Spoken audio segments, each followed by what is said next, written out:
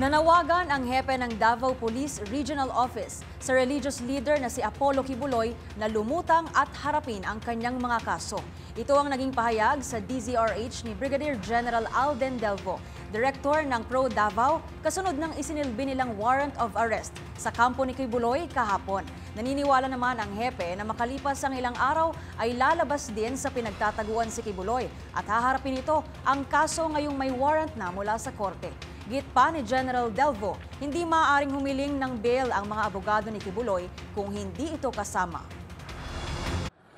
Pastor, you have your lawyers naman and magkakilala din tayo. So I believe, Pastor, that you will be coming out in the open in a few days to process this. And ang aking lang hiling, yung mga followers natin, Pastor, ay pakalmain lang natin and then let the process of law take its due course.